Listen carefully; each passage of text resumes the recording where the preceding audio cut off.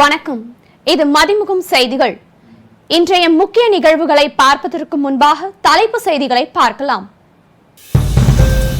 NLCயை கண்டித்து நாளை நடைபெற இருந்த உண்ணாவிரத போராட்டத்திற்கு அனுமதி மறுப்பு தடையை மீறி உண்ணாவிரத போராட்டம் நடந்த விவசாயிகள் முடிவு செய்துள்ளதாக தகவல். கிருஷ்ணகிரி பட்டாசு குடோன் வெடி விபத்து, சிலிண்டர் வெடிப்பே காரணம் என அமைச்சர் சக்கரபாணி விளக்கம். மணிப்பூர் ஆளுநருடன் எதிர்க்கட்சி எம்பிகள் சந்திப்பு, அமைதியை நிலைநாட்ட கோரி வலியுறுத்தல். வெற்றிகரமாக விண்ணில் பாய்ந்தது PSLV C-56. TSS-AR செயற்கைக்கோள் அதன் சுற்றுவட்டார பாதையில் நிலைநிறுத்தப்பட்டதாக இஸ்ரோ தகவல். சென்னை கோயம்பேடு காய்கறி சந்தையில் தக்காளி 160 ரூபாய்க்கும் விற்பனை, சில்லறை விற்பனையில் 180க்கும் விற்கப்படுவதால் நடுத்தர மக்கள் பாதிப்பு. நெய்வேலி NLC நிறுவனம் நிலம் கையகப்படுத்துவதை எதிர்த்து அதிமுக MLAக்கள் தலைமையில் நாளை நடைபெற உள்ள உண்ணாவிரத போராட்டத்திற்கு அனுமதி மறுக்கப்பட்டுள்ளது. NLC நிறுவனம் 2வது நிலக்கரி சுரங்கம் விரிவாக்கத்திற்காக கடலூர் மாவட்டம் மேல் வளையமாதேவி பகுதியில் 25,000 ஏக்கர் விவசாய நிலங்களை கையகப்படுத்தி வருகிறது. இதற்காக நெற்பயிர்கள் நடவு செய்யப்பட்ட வயலில் JCB இயந்திரங்களை இறக்கி நெற்பயிர்களை அழித்து கால்வாய் வெட்டும் பணிகளை தொடங்கியது. இதற்கு விவசாயிகள் கடும் எதிர்ப்பு தெரிவித்து வருகின்றனர்.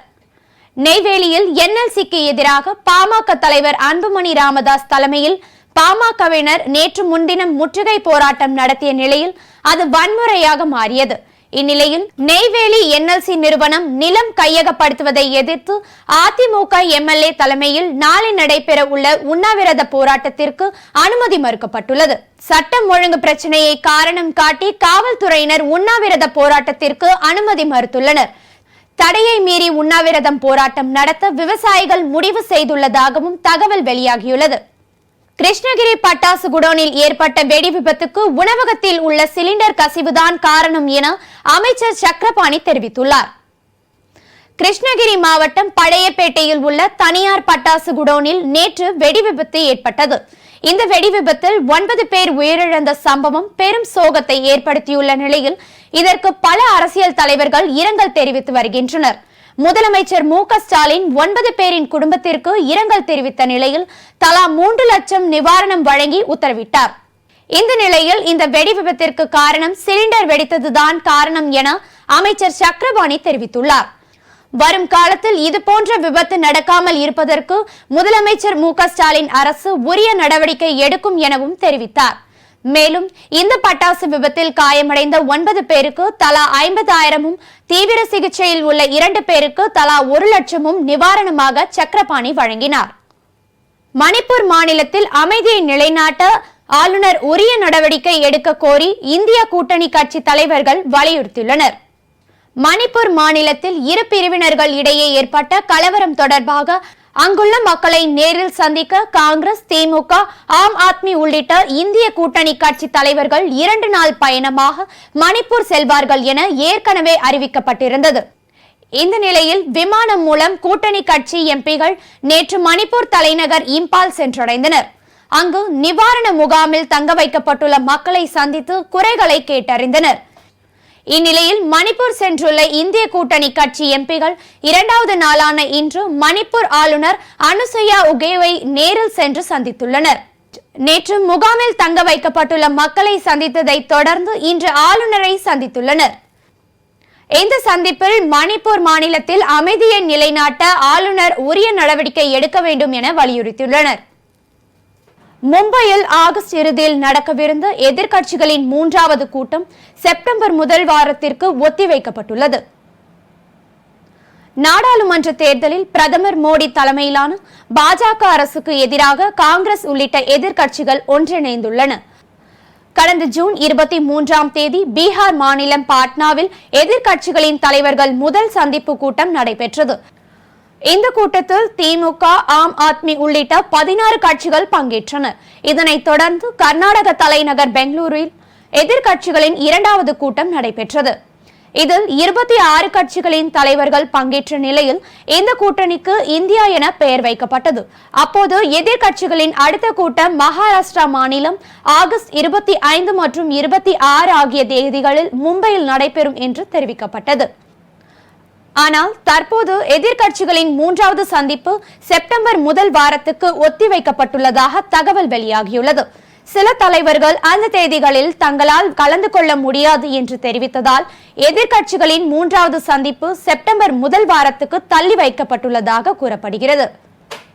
ஆந்திர மாநிலம் ஸ்ரீஹரிகோட்டாவில் இருந்து PSLV C-56 ராக்கெட் மூலம் 7 செயற்கைக்கோள்களும் விண்ணில் வெற்றிகரமாக நிலைநிறுத்தப்பட்டதாக இஸ்ரோ தெரிவித்துள்ளது. ஸ்ரீஹரிகோட்டா சதீஷ் தவான் விண்வெளி ஏவுதளத்திலிருந்து PSLV C-56 ராக்கெட் இன்று காலை 6:30 மணிக்கு விண்ணில் ஏவப்பட்டது. சிங்கப்பூர் நாட்டின் 7 செயற்கைக்கோள்கள் விண்ணில் செலுத்தப்பட்டன. சிங்கப்பூர் என்ஜினியரிங் நிறுவனத்தை சேர்ந்த செயற்கைக்கோள்களும் NTU சிங்கப்பூர் உள்ளிட்ட நிறுவனங்களை சேர்ந்த 6 நானோ செயற்கைக்கோள்களும் புவி சுற்றுவட்ட பாதையில் வெற்றிகரமாக நிலைநிறுத்தப்பட்டதாக இஸ்ரோ தலைவர் தெரிவித்துள்ளார். ஆவின் பால் விலை உயர்வு என்பது தவறான தகவல் என பால்வளத்துறை அமைச்சர் மனோ தங்கராஜ் தெரிவித்துள்ளார். கரூர் மாவட்டத்தில் வல்லக்குளம், வேப்பங்குடி, திருமலை ரெட்டிப்பட்டி, மஞ்சநாயக்கன்பட்டி ஆகிய 4 இடங்களில் பால் தொகுப்பு குளிர்விப்பு நிலையங்களை பால்வளத்துறை அமைச்சர் மனோ தங்கராஜ் திறந்து வைத்தார். அதைத் தொடர்ந்து தோரணக்கல்பட்டியில் 50,000 லிட்டர் கொள்ளளவு கொண்ட பால் பண்ணை அமைக்கும் பணியை அமைச்சர் பார்வையிட்டார். இதில் மாவட்ட ஆட்சியர் பிரபு சங்கர், சட்டமன்ற உறுப்பினர்கள், அரசு துறை அதிகாரிகள் உள்ளிட்ட பலர் கலந்து கொண்டனர். பின்னர் செய்தியாளர்களை சந்தித்த அமைச்சர் ஆவின் பொருட்கள் நல்ல தரம், விலையும் நியாயமாக உள்ளதாக தெரிவித்தார். மேலும் முறையான தரச்சான்று இல்லாமல் விற்கப்படும் தனியார் பால் நிறுவனங்கள் மீது கடுமையான நடவடிக்கை எடுக்கப்பட்டு சீல் வைக்கப்படும் எனவும் அவர் எச்சரித்தார். பால் பொருட்கள் விற்பனை அதிகரித்திருக்கிறது. இன்னும் அதற்கான வாய்ப்புகள் நிறைய இருக்கிறது. இரவு வருகின்ற காலகட்டங்களில் இன்னும் மேம்படுத்துவதற்கான பணிகள் நாங்கள் மேற்கொள்ள இருக்கின்றோம். நாங்கள் 2 பார்க்கோம். ஒன்று, முதல் கட்டம் பால் உற்பத்தியை பெருக்கி பால் கொள்முதலை பெருக்குவது. அதுக்கு அடுத்தபடியாக பால் மற்றும் பால் பொருட்களுடைய விற்பனையை அதிகரிக்கும். அது நமக்கு இப்போ டிமாண்ட் அண்ட் சப்ளை மேட்ச் ஆகிறதுக்கு இன்னும் நம்ம பால் கொள்முதலை பெருக்க வேண்டும். கடந்த 2 மாத கால முயற்சியின் அடிப்படையில் ஒரு 3 லட்சம் லிட்டர் பால் கொள்முதல் அதிகரித்திருக்கிறது.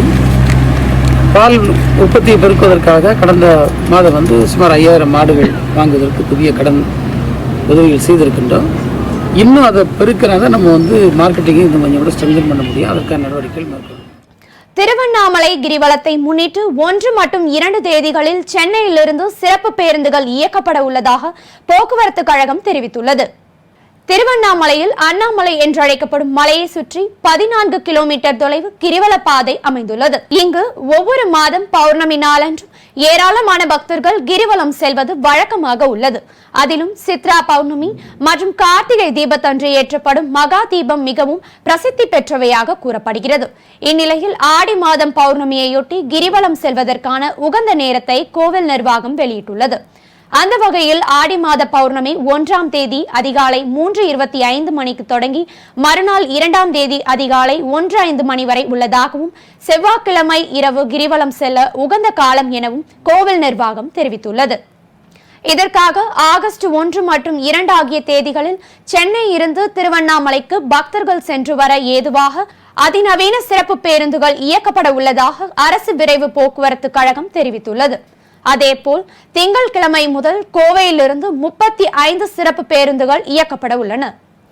சென்னை கோயம்பேடு காய்கறி சந்தையில் இன்று தக்காளி விலை கிலோவுக்கு 10 ரூபாய் உயர்ந்து 160 ரூபாய்க்கு விற்பனை செய்யப்படுகிறது. வரத்து குறைவு மற்றும் விளைச்சல் பாதிப்பு காரணமாக கடந்த 1 மாதத்திற்கும் மேலாக தக்காளி விலை உச்சத்தில் இருந்து வருகிறது. சில நாட்களுக்கு முன்னர் சென்னை கோயம்பேடு காய்கறி சந்தையில் தக்காளி விலை அதிகபட்சமாக 150 ரூபாய்க்கும் வெளி மார்க்கெட்டில் 180 ரூபாய் வரையிலும் விற்கப்பட்டது. கடந்த 24ஆம் தேதி சென்னை கோயம்பேடு மார்க்கெட்டில் ஓரளவு விலை குறைந்து 1 கிலோ தக்காளி 70 முதல் 100 ரூபாய் வரை விற்பனை செய்யப்பட்டது. இந்நிலையில் நேற்றைய தினம் மீண்டும் தக்காளி விலை உயர்ந்து மொத்த விற்பனையில் கிலோ 150 ரூபாய்க்கு விற்பனை செய்யப்பட்டது.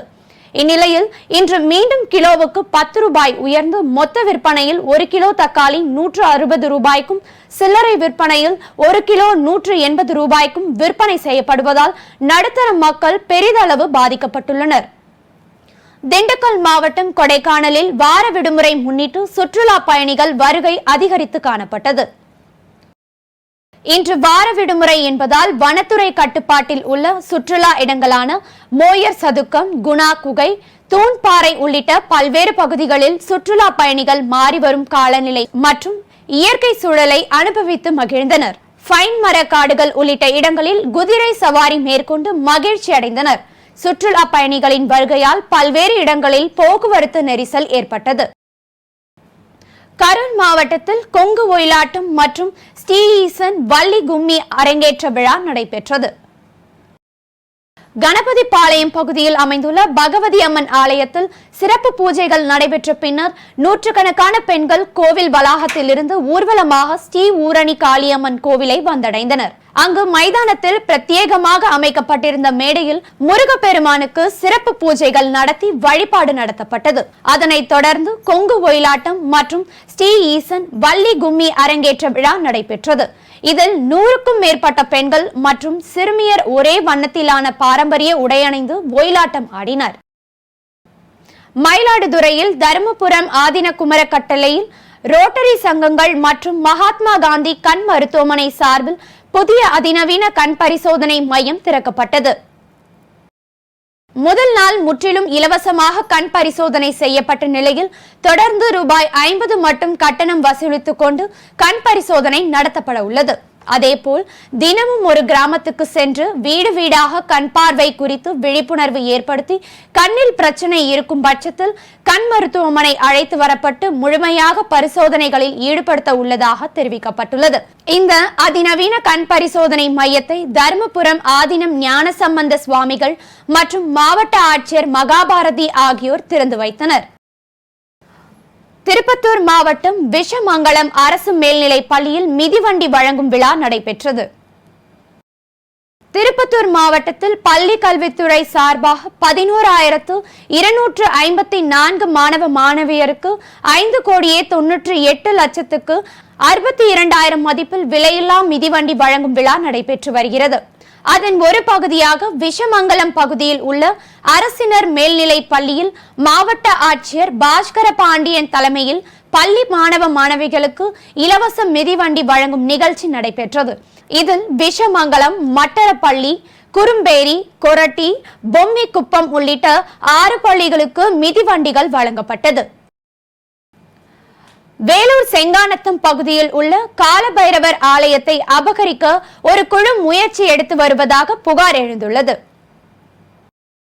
வேலூர் மாவட்டம் பாலமதி ஊராட்சிக்குட்பட்ட செங்காந்தம் மலைப்பகுதியில் உள்ள ஸ்ரீ காலபைரவர் ஆலயத்தை அதே கிராமத்தை சேர்ந்த பார்த்தசாரதி உள்ளிட்ட 6 பேர் அபகரிக்கும் நோக்கில் நீதிமன்றத்தை நாடியுள்ளனர்.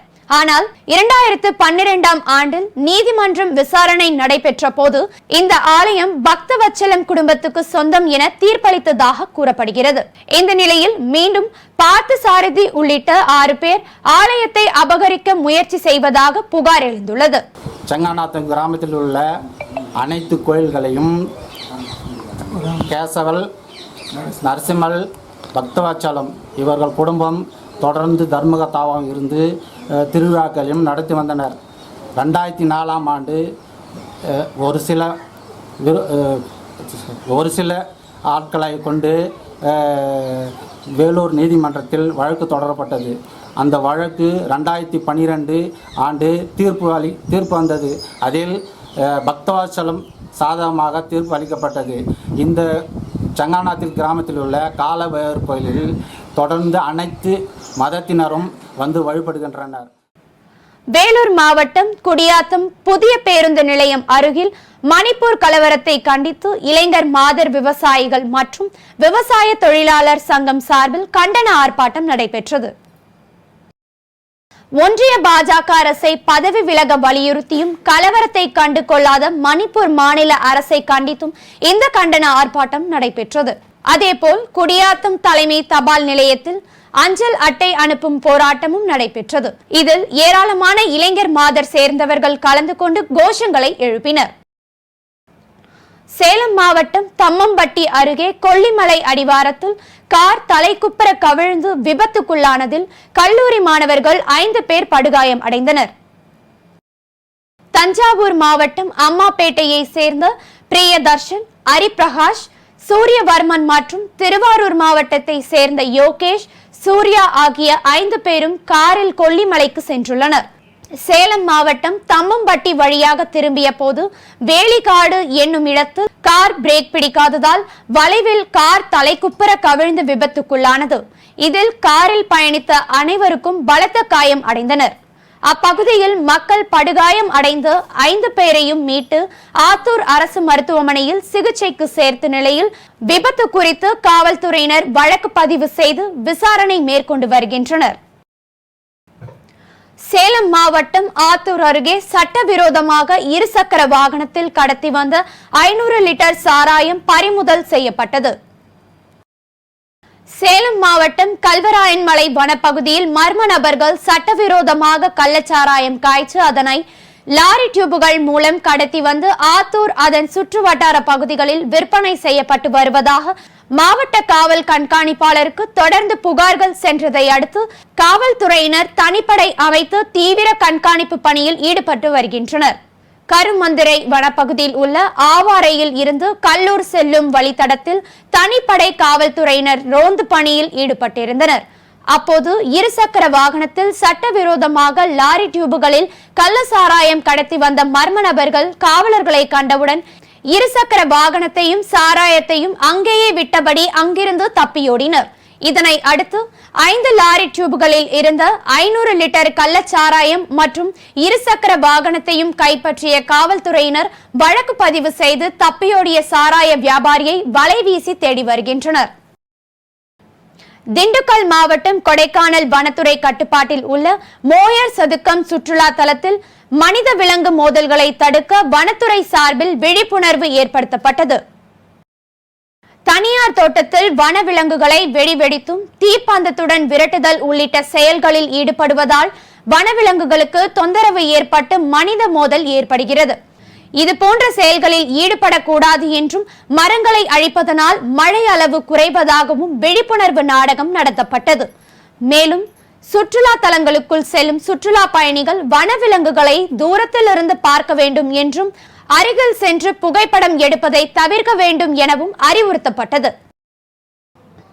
மதுரையில் அமித்ஷா வருகைக்கு எதிர்ப்பு தெரிவித்து காங்கிரஸ் கட்சியினர் சார்பில் ஆர்ப்பாட்டம் நடைபெற்றது. பாஜக மாநில தலைவர் அண்ணாமலையின் என் மண் என் மக்கள் பாத யாத்திரை நிகழ்ச்சியில் கலந்து கொள்வதற்காக ஒன்றிய உள்துறை அமைச்சர் அமித்ஷா தனி விமானம் மூலம் மதுரை வந்தடைந்தார். அமித்ஷா வருகைக்கு எதிர்ப்பு தெரிவித்து காங்கிரஸ் கட்சியின் சார்பில் கருப்பு கொடி ஏந்திய போராட்டம் நடைபெறுவதாக அறிவிக்கப்பட்டிருந்தது. அதன்படி காங்கிரஸ் கட்சியின் எஸ்சி பிரிவு மாநில தலைவர் ரஞ்சன் குமார் தலைமையில் பெருங்குடி விமான நிலையம் செல்லும் பிரதான சாலையில் உள்ள அம்பேத்கர் சிலை முன்பு ஆர்ப்பாட்டத்தில் ஈடுபட்டனர். அமித்ஷா வருகையை கண்டித்தும் மணிப்பூர் சம்பவத்தை கண்டித்தும் கோஷங்கள் எழுப்பினர். மணிப்பூர் ஆட்சியை டிஸ்மிஸ் ஆகி மணிப்பூர் கலவரக்காரர்களை தண்டிங்கன்றாங்க.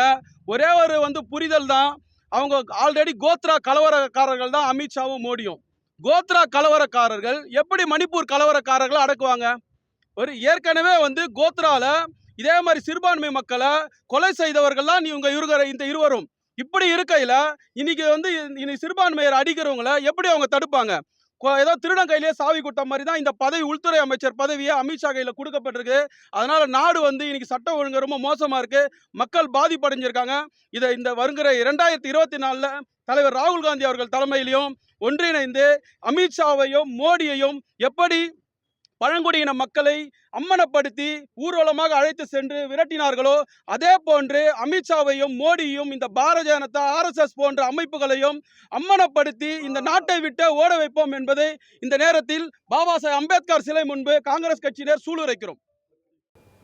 வேலூர் மாவட்டத்தில் சாலையோரம் நிறுத்தி வைக்கப்பட்ட காருக்கு தீ வைத்த மர்ம நபர்களை காவல்துறையினர் தேடி வருகின்றனர். வேலூர் மாவட்டம் காகித பட்டறையில் உள்ள கார் ஷெட்டில் உடைப்பதற்காக பழைய கார்கள் கொண்டு வந்து சாலையோரம் நிறுத்தி வைக்கப்படுகிறது. இந்நிலையில் சாலையோரம் நிறுத்தப்பட்ட இண்டிகா காருக்கு மர்ம நபர்கள் தீ வைத்துள்ளனர். இது குறித்து வேலூர் வடக்கு காவல்துறையினர் வழக்கு பதிவு செய்து விசாரணை மேற்கொண்டு வருகின்றனர். திருப்பத்தூர் அருகே 2 ஆண் வயது குழந்தை தண்ணீர் தொட்டியில் தவறி விழுந்து உயிரிழந்த சம்பவம் பெரும் சோகத்தை ஏற்படுத்தியுள்ளது. திருப்பத்தூர் அடுத்த அங்கநாதவலசை பகுதியை சேர்ந்த ராஜேஷ் கௌசல்யா தம்பதியின் மகன் கிஷோர் வீட்டிற்கு பின்புறம் உள்ள தண்ணீர் தொட்டியில் தவறி விழுந்து உயிரிழந்தார். இது குறித்து கிராமிய காவல்துறையினர் வழக்கு பதிவு செய்து விசாரணை மேற்கொண்டு வருகின்றனர். கல்விக் கொள்கையை சீரமைப்பது குறித்து பொதுமக்களிடையே விழிப்புணர்வு ஏற்படுத்தும் நோக்கில் செங்கல்பட்டு மாவட்டத்தில் கேந்திரிய வித்யாலயா சார்பில் செய்தியாளர்கள் சந்திப்பு நடைபெற்றது. நாடு முழுவதும் உள்ள கேந்திரிய வித்யாலயா பள்ளிகள் தேசிய கல்விக் கொள்கை 2020 செயல்படுத்தி வருகின்றன. இதில் செங்கல்பட்டு மாவட்டத்தின் கீழ் உள்ள தாம்பர விமான தளத்தை சேர்ந்த பள்ளிகள் இந்த தேசிய கல்விக் கொள்கையின் இலக்குகளை செயல்படுத்தி வருகின்றன. இதில் 21ஆம் நூற்றாண்டின் மாணவர்களின் தேவைக்கேற்ப ஆக்கப்பூர்வமான விமர்சன சிந்தனை மற்றும் அறிவியல் விசாரணைகளை உள்ளடக்கிய கல்விக் கொள்கையை சீரமைப்பது குறித்து பொதுமக்களிடையே விழிப்புணர்வு ஏற்படுத்தப்பட்டது.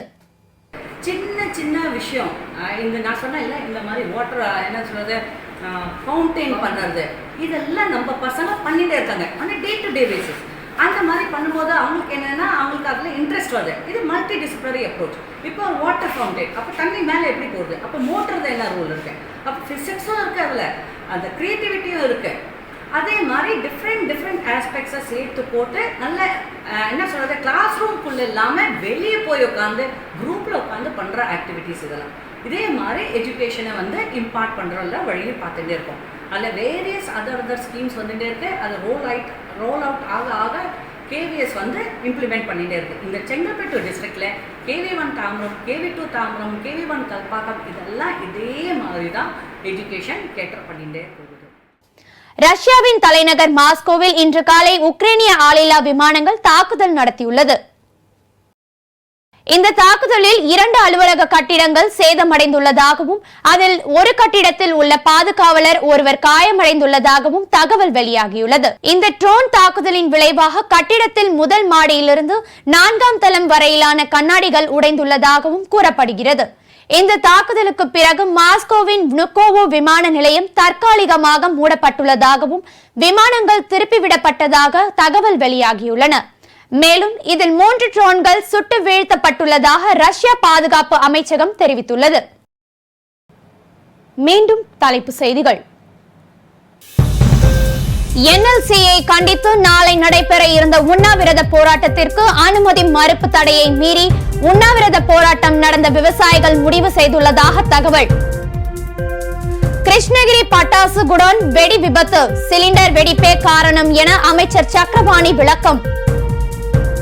மணிப்பூர் ஆளுநருடன் எதிர்க்கட்சி எம்பிகள் சந்திப்பு, அமைதியை நிலைநாட்ட கோரி வலியுறுத்தல்.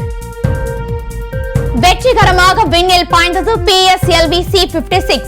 TSS AR செயற்கைக்கோள் அதன் சுற்றுவட்டார பாதையில் நிலைநிறுத்தப்பட்டதாக இஸ்ரோ தகவல். சென்னை கோயம்பேடு காய்கறி சந்தையில் தக்காளி 160 ரூபாய்க்கும் விற்பனை, சில்லறை விற்பனையில் 180க்கும் விற்கப்படுவதால் நடுத்தர மக்கள் பாதிப்பு. இத்துடன் செய்திகள் நிறைவடைந்தன. மீண்டும் செய்திகள் இரவு 8 மணிக்கு. மேலும் செய்திகளை தெரிந்து கொள்ள மதிமுகம் பிரைம் யூடியூப் தளத்தில் இணைந்திருங்கள்.